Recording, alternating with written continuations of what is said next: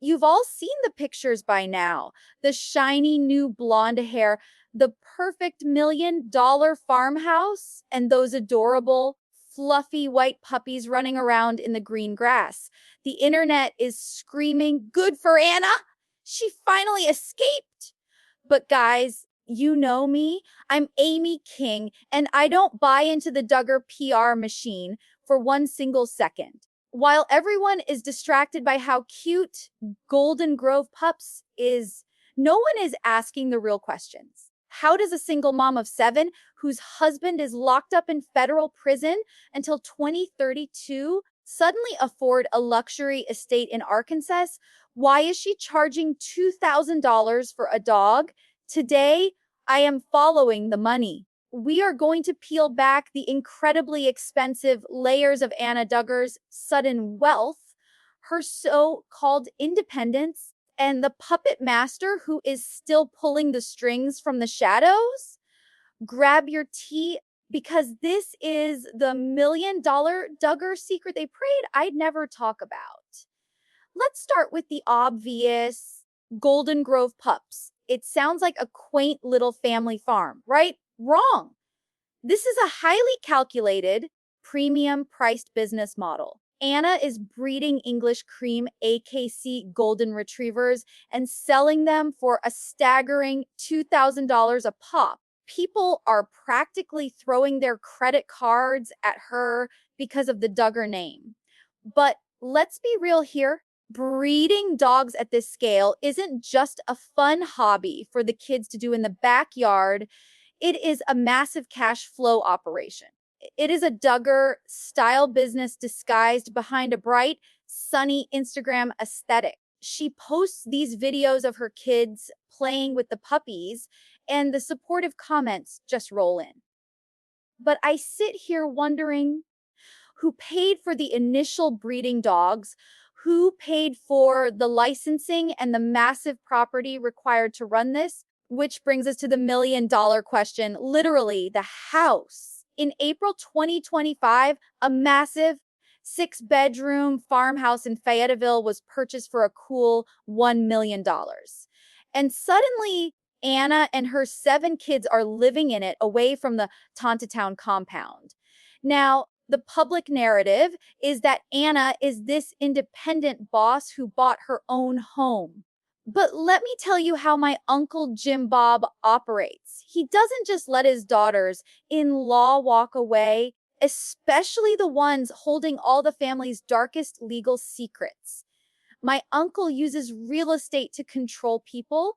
The paper trail always leads back to an LLC, and that LLC almost always leads back to him. That house isn't Anna's ticket to true freedom. It is a gilded cage with a much nicer yard. The irony of this whole situation is almost too much to handle. Think about the split screen of their lives right now. On one side, you have Anna standing in the golden hour sunlight, holding a $2,000 puppy, looking like a blonde influencer. On the other side, you have Josh. He is sitting in a cold cinder block cell at FCI Sagaville in Texas wearing a faded brown jumpsuit. He's making, 12 to 15 cents an hour wiping down cafeteria tables? The man who demanded absolute submission, who controlled every penny of their family finances, is now completely powerless while the wife he treated like property is running a lucrative empire. I'm not saying I feel bad for him, not for one second, but the karma of it all is absolutely wild. But here is where it gets incredibly hypocritical to me. For years, Anna was the poster child for the Keep Sweet movement.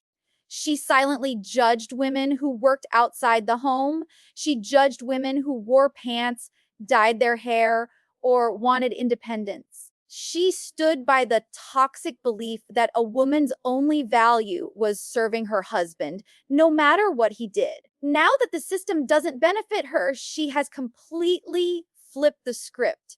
She is a working mom running an LLC and dramatically changing her appearance. I am glad she is finally experiencing the real world. But let's not pretend this is some heroic feminist awakening.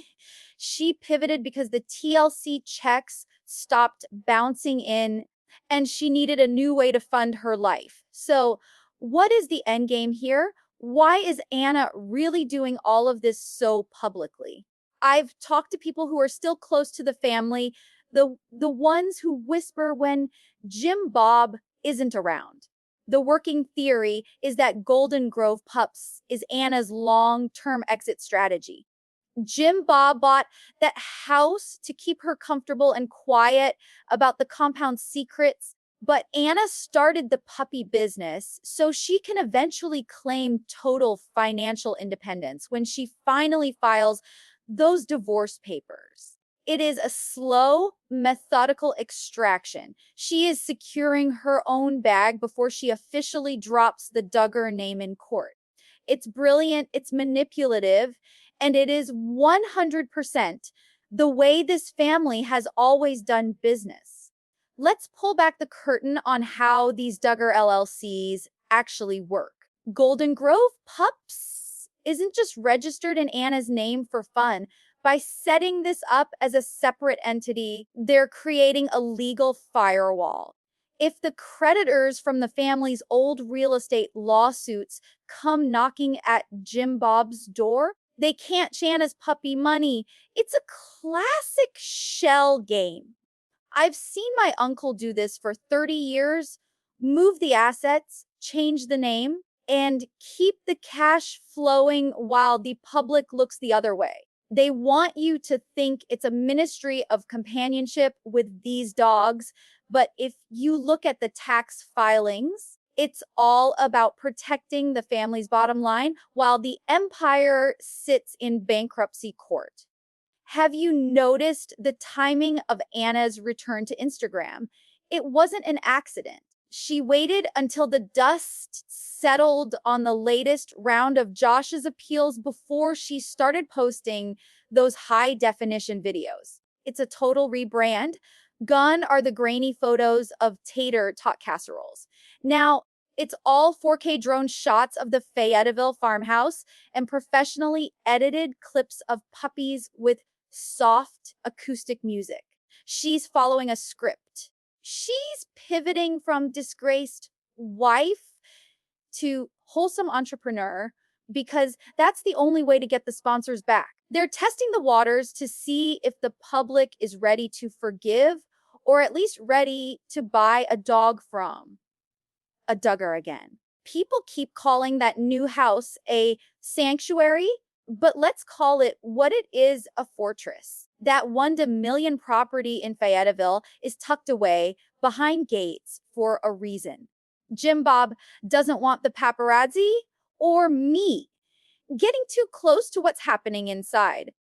It's the new big house. While the original compound is being picked apart by the banks, this new estate is where the loyalist faction of the family is hunkering down. Anna isn't living there alone. She has a rotating cast of sisters in law and family helpers who are there to make sure she stays on message. Freedom doesn't usually come with a babysitter hand picked by your father-in-law. The internet is losing its mind over the price of these puppies, $2,000 for a dog. In this economy, it's daylight robbery, but it's also a genius psychological move. By pricing them that high, she's signaling luxury and exclusivity. She's targeting a specific demographic, people who want a piece of the Duggar fame without the Duggar shame. But here's the kicker. I've seen the vet records being discussed in the local circles. They are doing the bare minimum while charging premium prices. It's the same way they ran the car lots. Low overhead, high markup, and a famous name to seal the deal. The biggest rumor flying around Northwest Arkansas right now isn't about the dogs, it's about the paperwork. My sources are saying that the Golden Grove business was the final condition for Anna to stay legally married for the cameras. Jim Bob allegedly agreed to fund the startup if she promised not to file for divorce until Josh reaches his halfway mark in prison. It's a business arrangement, not a marriage. She gets the blonde hair and the fancy house, and he gets to keep the covenant marriage image intact for his remaining followers. But Anna is smarter than they give her credit for. She's building her own bank account so that when that clock runs out, she won't need his permission or his money ever again. You guys have to understand the Duggars don't give away $1 million houses for free. My Uncle Jim Bob is the king of the conditional gift. My sources tell me that before Anna was allowed to move into that Fayetteville farmhouse, she had to sign what essentially amounts to a family gag order. It's not just about what she says to the press, it's about what she doesn't say. She's living in a house owned by one of his LLCs, Shayla Warehouse Space LLC. That means he is her landlord, her benefactor, and her boss. If she speaks out against the family or the IBLP, he can have her and those 7 kids on the street in 30 days. This isn't a home, guys, it's a legal leash. The most hilarious part of this whole Golden Grove Pups saga is how much it actually terrifies Jim Bob and Michelle. On the surface, they support it because it makes Anna look like a productive housewife. But behind closed doors, they are shaking. Why? Because for the first time in 15 years, Anna Duggar has a revenue stream that doesn't have a TLC or Jim Bob logo on the check. Every time she sells a puppy for $2,000, she's putting money into an account that she controls. They are terrified that her financial independence will eventually give her the courage to realize she doesn't need the Duggar compound to survive. Let's talk about that hair. February 2026, the month Anna Duggar officially went platinum blonde.